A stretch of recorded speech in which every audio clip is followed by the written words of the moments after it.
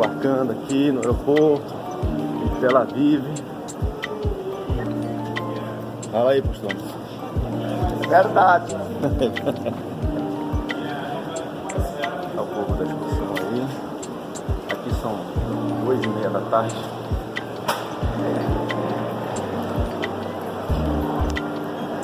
Vou tirar uma foto aqui, gente. Continuamos no desembarque do aeroporto de Tel Aviv.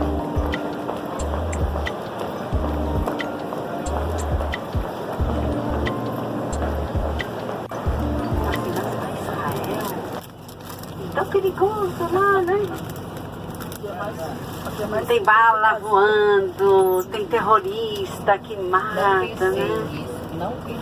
E aí todo mundo ficou preocupado. Por que você não vai para Nova York? Não pensei. É bem mais interessante, tem mais compras para fazer, né? Tem bomba. É, lá não tem bomba. Lá só tem aqueles aviões que entram nos prédios, né? E derrubam eles, né? É diferente, é um terrorismo diferente. Mas vocês chegaram, e é o mais importante. Eu gostaria de ler para vocês um texto pequeno para que nós pudéssemos entrar na terra como nós devemos entrar. Do livro de Deuteronômio 7, capítulo 8, versículo 7. Porque o Senhor teu Deus te está introduzindo numa terra boa, terra de ribeiros, de águas, de fontes e de nascentes que brotam nos vales e nos outeiros. Terra de trigo e cevada, de vides, de figueiras, romeiras, terra de oliveiras, de azeite e mel. Terra em que comerás pão sem escassez, e onde não te faltará coisa alguma. Terra cujas pedras são de ferro, de cujos montes poderás cavar o cobre. Comerás, pois, e te fartarás e louvarás o Senhor teu Deus pela boa terra que te deu. Guarda-te que não te esqueças do Senhor teu Deus, deixando de observar os seus mandamentos, os seus preceitos e os seus estatutos que hoje te ordeno, para não suceder que depois de teres comido, estares farto, depois de teres edificado boas casas, estares morando nela, depois de te multiplicarem as tuas manadas, e os teus rebanhos, a tua prata e o teu ouro, sim, depois de multiplicar tudo o que tens, se exalte o teu coração e te esqueças do Senhor teu Deus, que te tirou da terra do Egito, da casa da servidão. Sejam bem-vindos à Terra Santa, à terra de Israel. Amém. Que vocês possam desfrutar e que vocês possam experimentar da romã, do figo, do azeite, do sete, da tâmara, do pão e da cevada e do trigo. Amém, e amém. tudo que vocês têm direito. Amém. Tenho certeza que muitos de vocês que estão vindo pela primeira vez sonharam muito em chegar aqui. Então, como nós vamos comer as tâmaras nos próximos dias, eu resolvi ser um pouquinho mais original e trazer do leite da terra e chocolate. Amém. Pode pegar. Busque sempre isso. O bom é quando você tem um ponto de referência. E é importante um ponto de referência de fé. No meu caso, a primeira vez que eu passei por Israel foi o Mar Morto, ali eu recebi um grande milagre. Mas todas as vezes que eu vim, aconteceu um milagre. O milagre é fruto de uma expectativa, que a Bíblia chama de esperança. E a esperança, ela não pode ser desanimada, pode ser... Jesus diz, vai que a tua fé te curou. Era gente que não tinha sido curada na hora, mas enquanto foi, aconteceu. Então ore hoje. Deus, eu vim aqui em busca de um milagre, de uma resposta, de uma promessa. E Deus vai te honrar. Amém. Espero que você tenha trazido alguma coisa para semear nessa terra. E a Bíblia tem uma promessa para aqueles que amam Jerusalém. Sejam prósperos aqueles que te amam, ó Jerusalém. A entrada em Jerusalém é muito tremenda, é um impacto. Não tem como você não... A gente chama ascender Jerusalém, subir a Jerusalém. E estão em volta de montes, por isso Jerusalém é uma cidade... É diferente, a cidade do grande rei. Nós vamos orar, vamos seguir, vamos ser guiados por uma experiência maravilhosa. Uma mulher que eu admiro muito. Assim, uma relação tanto natural quanto no reino do Espírito, porque isso aqui é uma terra espiritual. Não pise aqui como você pisa em qualquer lugar. Nós sempre oramos por Israel, nossas igrejas têm uma bandeira de Israel permanentemente, nós sempre oramos pela nação de Israel. Ainda que alguns políticos brasileiros não tenham sabedoria para lidar com a questão política, nós sabemos que o espiritual prevalece, e aqui é terra de Deus, é terra do povo de Deus. Então nós vamos orar. Vamos curvar nossa cabeça. Amém. Deus, obrigado por pisar nessa terra maravilhosa. Obrigado, Senhor, por termos sido tão bem recebidos aqui. Sabemos que os anjos do Senhor vieram conosco e conosco estarão nesse tempo. Peço que a Tua bênção agora abra os caminhos por onde quer que andarmos. Tenhamos experiências com o Senhor, não só com pedras mortas, mas com pedras vivas nesse lugar. Que também o passado possa nos remeter ao presente e ao futuro. Amém. Obrigado, Senhor, pela nossa querida irmã Selma, que veio com tanto carinho nos receber. Oramos pela vida dela, do motorista, e também por todos quantos no nosso caminho estiver. Nós pedimos a Tua bênção. Leva-nos em paz, em segurança. E cada um aqui, Senhor, será marcado por um milagre do céu. Amém. Pelo menos um milagre nesse tempo de peregrinação. Pedimos assim a Tua bênção e Te agradecemos em nome de Jesus. Amém. Amém, pessoal. Amém. Glória a Deus. O motorista já trouxe a água, quem quiser. Depois de um bom tempo, porque ele nomeou Herodes. Herodes não é rei, eu falei para vocês, ele não tem uma gota de sangue nas veias dele. Mas ele se casa com uma mulher da família, da dinastia dos Asmoneus, dos Macabeus, que sim, eram reis, e eles podiam ser o sumo sacerdote. Esse é o grande medo de Herodes. É o medo de ser destronado. Por isso ele matou todos os filhos, matou todas as esposas. Falei 2 filhos, com exceção de Herodes Antipas e Herodes Filipe, e eu talvez não tenha dado tempo. Quando ele casa com Miriam, ele convida o cunhado para passar o final de semana com ele em Jericó, no palácio de Jericó que ele construiu. E o coitadinho não sabia nadar, morreu afogado. O outro cunhado, ele corta a orelha, porque se ele fosse perfeito, ele poderia ser o sumo sacerdote. E por isso ele poderia tirar o posto de Herodes. E Herodes quer ser rei totalitário. Herodes começa a fazer as suas construções aqui, porque tudo, ele vai construir Jerusalém. Herodes é quem vai construir o templo de Jerusalém. Ninguém até hoje conseguiu embelezar a cidade de Jerusalém como Herodes fez. O templo não existe mais. O templo primeiro foi de Salomão e o segundo foi de Herodes. Na história romana eles falam que quem não viu o templo de Jerusalém nunca viu algo tão belo na sua vida. De novo, o dinheiro é de Roma. O imperador, a uma certa altura, deveria chegar aqui e falar assim: meu querido Herodes, que história é essa? Está faltando muito dinheiro na minha conta, pelas minhas contabilidades, né? E Herodes ia olhar para ele e falar assim: meu querido imperador, como é que chama essa cidade mesmo? Como é que ela chama? Cesareia, ela é sua, ela não é minha. É só investir o seu dinheiro em homenagem a César. E ele tem que falar a mesma língua que eles falam. Ele precisa divertir os soldados, fazer parte da cultura. O que eles estão acostumados? Eles estão acostumados a ter sauna, a teatro. Os judeus não vão participar do teatro, porque o teatro não interessa. Vão fazer apresentações que para os judeus e depois para os cristãos, os primeiros cristãos que aqui estão, também não vão frequentar esse teatro.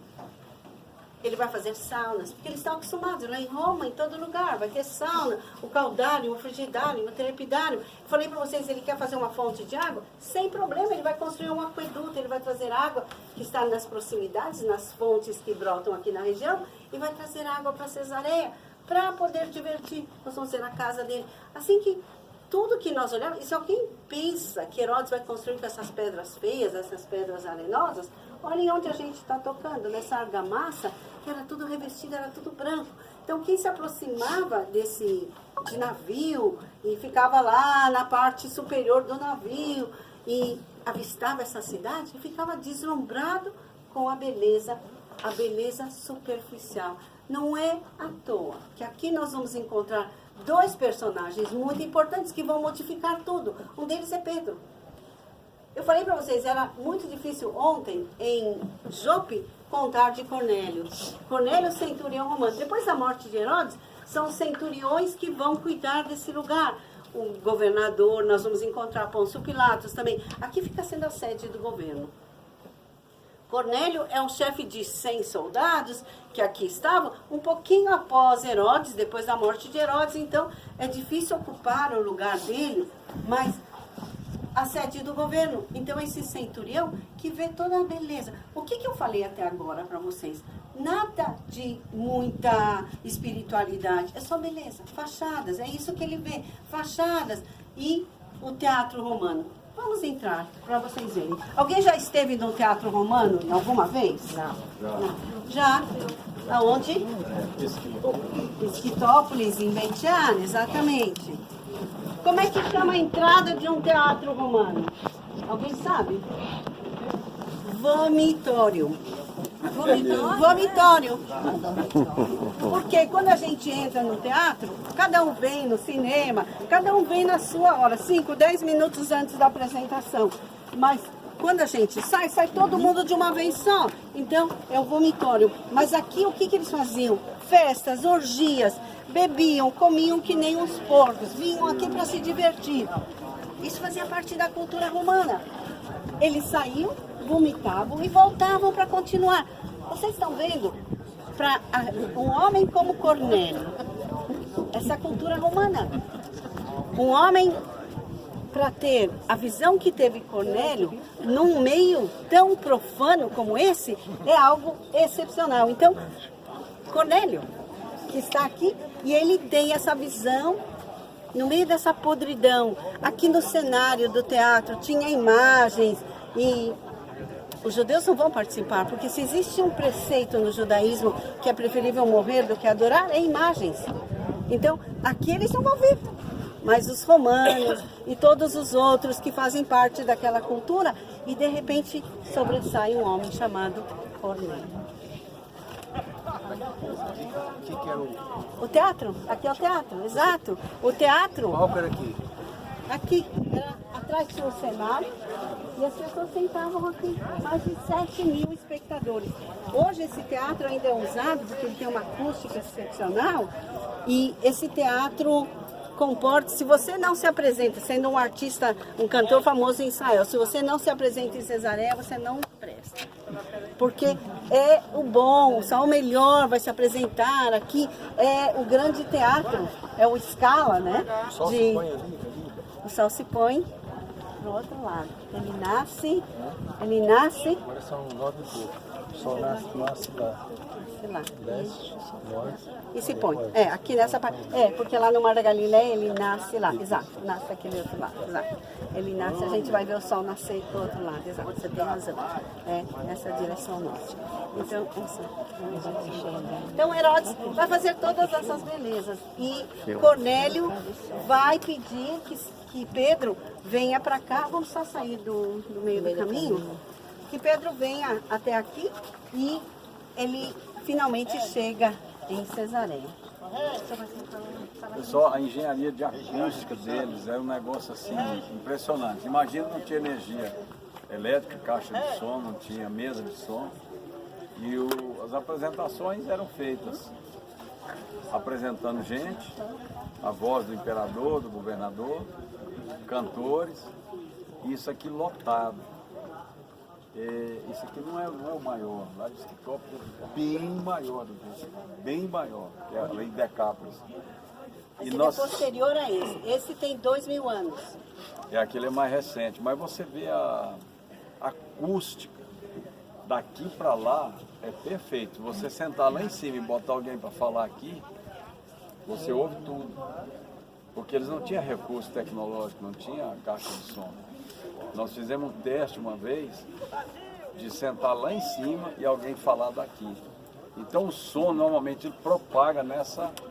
Essa construção ela foi projetada já pensando no vento, no deslocamento de ar e na força da acústica.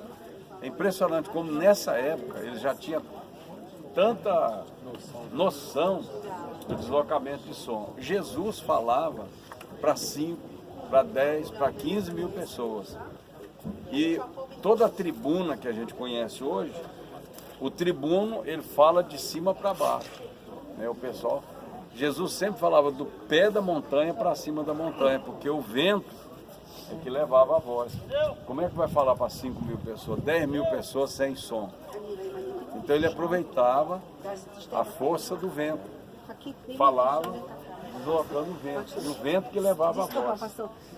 Se a gente for agora, a gente pode ver um filme e voltar para cá e depois passa. Mas ela está esperando. Vamos lá, gente. Lá. Vamos lá. Não desloca não.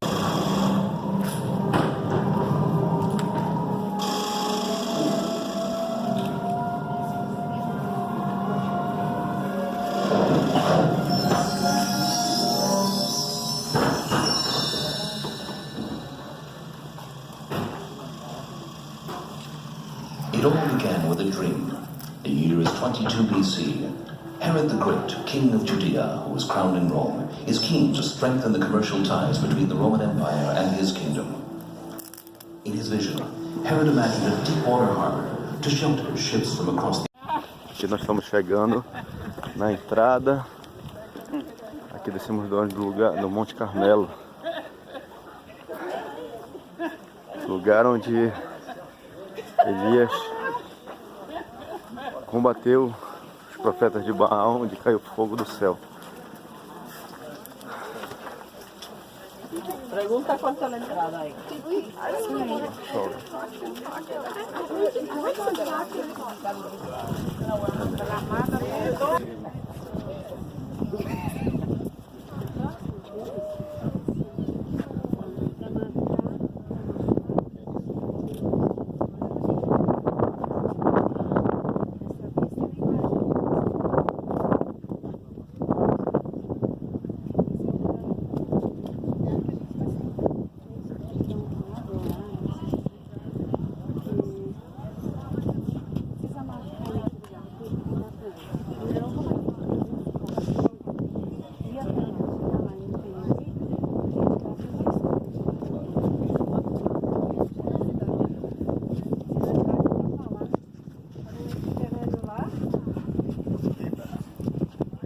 Eu lembro que a gente subiu esse monte.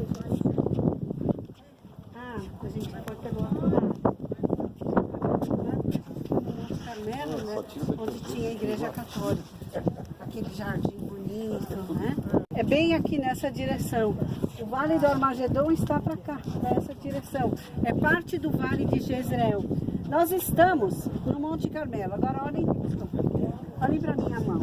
Esse é o Monte Carmelo. Que é tudo isso daqui é o Monte Carmelo. O meu dedinho é o Mar da Galileia, ele está para lá. Não dá para ver agora, mas ele está para aquela direção. Tudo isso aqui é o vale.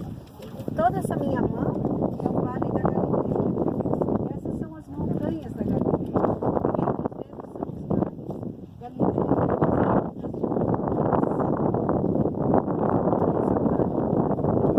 Essa é a forma da Galileia.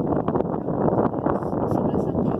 Você pode ver do mar até o outro lado. O Monte Hermon que está logo aqui, o Monte Tabor que a gente não vê ele muito bem. Olha ele aqui, olha. Monte Tabor, estão vendo nessa direção? No meio daquela névoa. Se tivesse um pouquinho mais visível por causa do calor, eu vi esse vapor. O Vale do Armagedon, que é esse vale, parte do Vale de Jezreel. Nazaré está aqui no meio do vale. Bem aqui nessa direção, Nazaré. Aqui no meio do vale. O Monte Tabor que está aqui no meio. E toda essa é a Galileia. De lá de leste a oeste.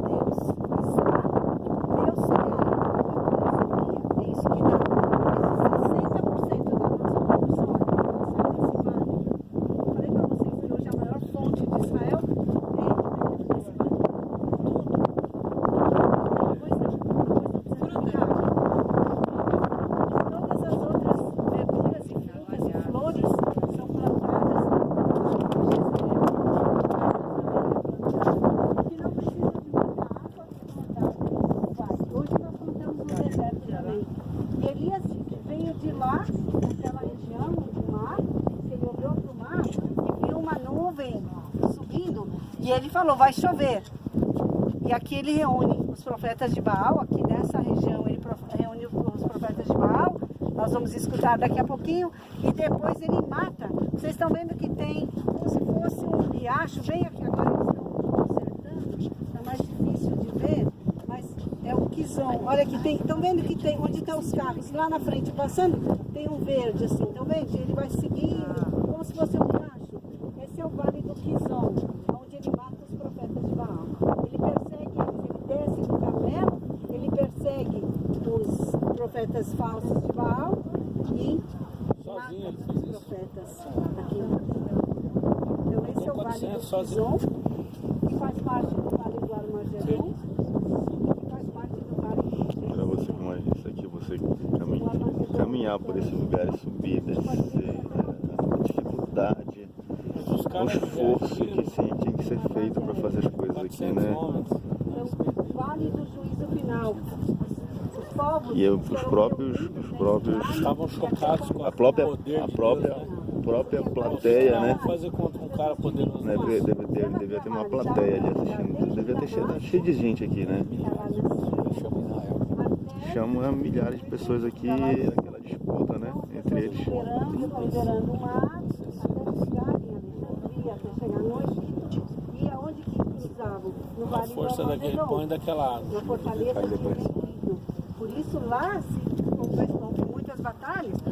E é nessa região, porque eles têm que cruzar. Para vir da Via Maris, eles vão continuar por aqui, nós vamos passar pelo Vale do Jordão, o Mar da Galileia está atrás e seguir a Damasco. Então a Via Maris era muito importante naquela época, era onde todos os povos passavam. E por isso, para conquistar a fortaleza de Megido, os povos vão se reunir, milhares de batalhas. E por isso, a batalha do juízo final acontecerá no Vale do Armagedon. Tirem fotos, nós vamos descer e vocês vão orar, você vai falar um pouquinho. Tirem fotos, pessoal. 5 minutinhos de foto.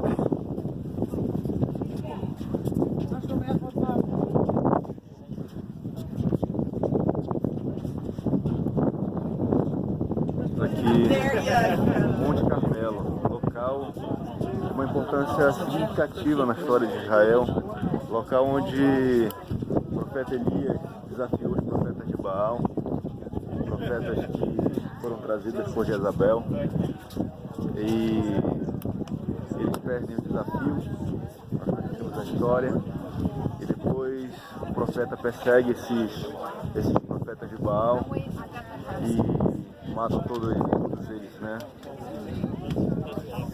Aqui também você consegue ter a visão do Vale do Armagedon.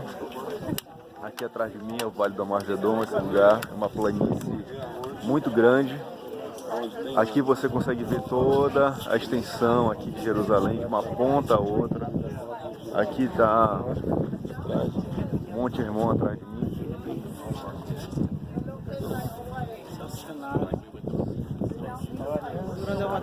Magnífico aqui. É um lugar aqui, um mirante muito bonito.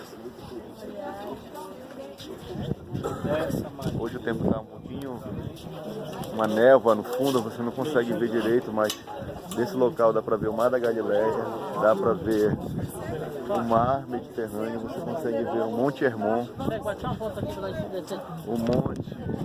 os montes que ficam em torno de Jerusalém. É tipo assim, que tá escuro. Um lugar muito bonito.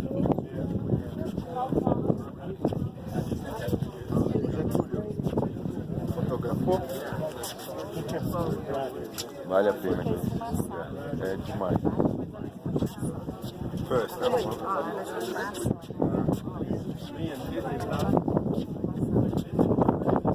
Gente, vamos descer aqui, tá pedindo.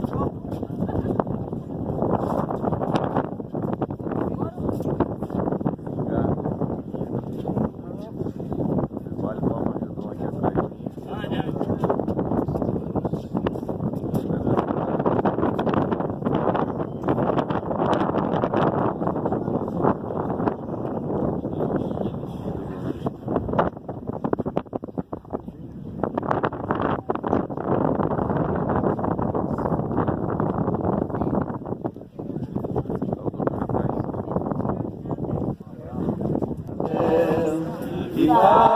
chover,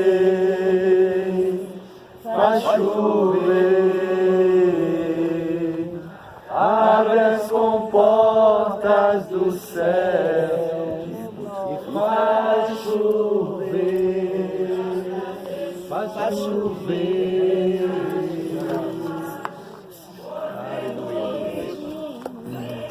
Jesus virá como chuva, descerá. Se pedimos, Jesus virá como chuva, descerá. Estenda a palma da sua mão agora.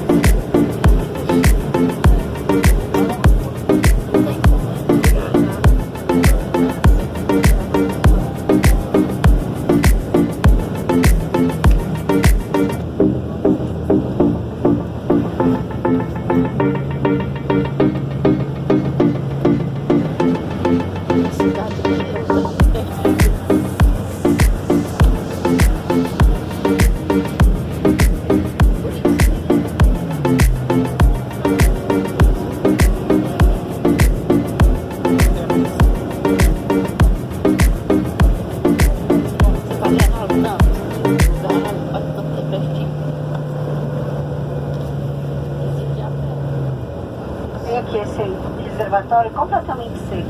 Vendo aqui no lado direito? Agora, aqui ó, olha ele aqui. Olha o Monte Tabor. Esse daqui é o Monte Tabor. Caminho muito bonito que nós fizemos. Esse é o monte.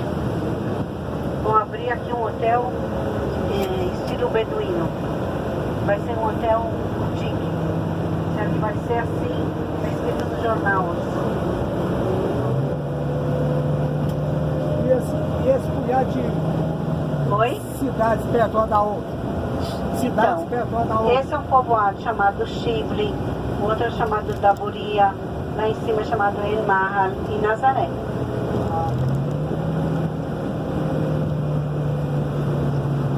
São povoados árabes, beduínos que moram aqui. Nazaré lá na ponta do lado esquerdo, lá em cima do monte, que nós avistamos de longe também. Temos a volta para não pegar aquele trânsito. O lado direito é chamado Vale do Messias. Jesus, quando ia para Jerusalém, ele desviava de Tiberíades. Vocês vão ver, ele passava por trás do Monte Arbelo, depois ele chegava no Vale do Jordão, por onde nós iremos também amanhã. Não tem nenhuma menção que Jesus esteve em Tiberíades. Nenhuma. Melhorar o nosso dia, para termos mais tempo amanhã, nós vamos aproveitar e visitar o Monte das Bem-aventuranças, o Sermão da Montanha. Sempre que eu subo aqui, eu fico muito inspirada, porque eu digo que Jesus era o melhor guia turístico. Ele sabe escolher os lugares, ele não tinha microfone, então ele tinha que falar na multidão. Olha aqui do lado direito, ele escolhe o cenário é o Mar da Galileia, é a vida de Israel. Sem essa água nós não vivemos. Contando aqui, quando ele está em Jerusalém, ele vai dar um exemplo entre Jerusalém e Jericó. Porque se ele desse um exemplo daqui, talvez as pessoas não conhecessem. Mas Jerusalém e Jericó, todo mundo conhecia. Todo mundo tinha que passar por lá para ir pegar Via Maris, para vir para cá. Então, todo mundo sabia do que ele estava falando. Nós vamos sentar agora no cantinho, vamos apreciar esse lugar. Espetáculo. Olha quanta pedra tiveram que remover para poder plantar. Estão vendo? Olha que trabalho. E naquela época, os camponeses não tinham a tecnologia que nós temos hoje, com trator. Então eles tinham que plantar no meio das pedras. Estão vendo que a pedra aqui é uma pedra muito especial? É uma Né? Jesus era do interior, Nazaré era um vilarejo que era desprezível, não tinha nenhuma estrada importante que levava para Nazaré. Segundo os historiadores, morava cerca de 60 famílias. E Jesus então era do interior, do interior, do interior. Mas a linguagem dele, uma linguagem simples, mas ele não se deixava impressionar com a grandeza de Jerusalém. Quando mostraram um grande templo, ele falou: não impressiona com isso não, isso não vai ficar pedra sobre pedra, isso vai ser todo destruído. E os discípulos, que também eram do interior, né, todos eles da Galileia, andavam com ele, e Jesus nunca deixou se levar pelas aparências das coisas que se viam, mas das coisas que eram. Então o Sermão do Monte não tem nenhuma virtude de quem tem, a virtude é de quem é. Bem-aventurados são os que são mansos, que são puros de coração, os humildes. E esse lugar aqui ele é muito inspirador. Nós não vamos ficar muito tempo aqui, o tempo suficiente para a gente orar e discorrer uma pequena palavra e receber a unção da sabedoria, do ensino, da didática, da pedagogia do mestre, porque é um ambiente muito inspirador, muito tremendo. Todas as vezes que eu venho aqui, eu sou abençoado, mas muito abençoado, muito. Não é pelo conhecer, mas pelo saber, que é diferente.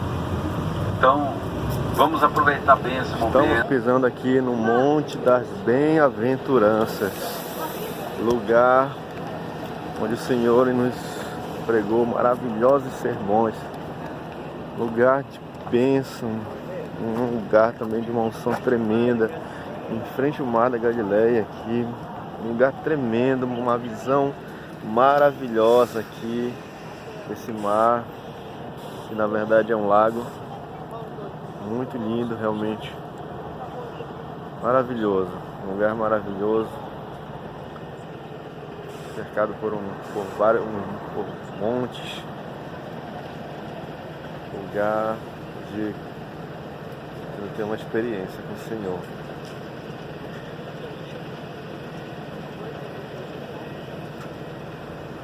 Maravilhoso.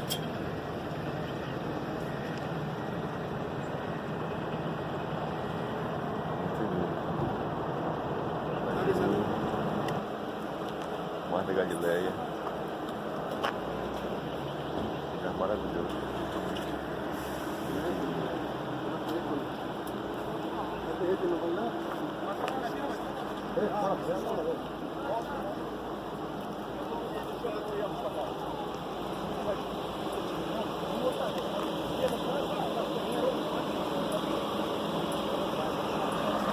A maior parte, e eles fizeram lá no fundo, do lado direito, um centro a todas as mulheres, porque Maria Magdalena, que foi a grande discípula de Jesus, ela era daqui, nessa cidade.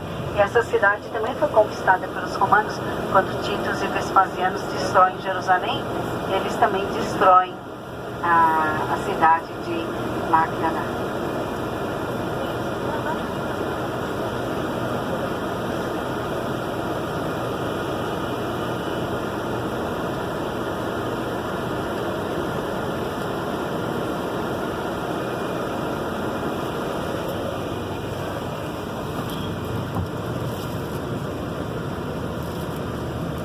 Aqui tem um restaurante muito bom, Magdalena.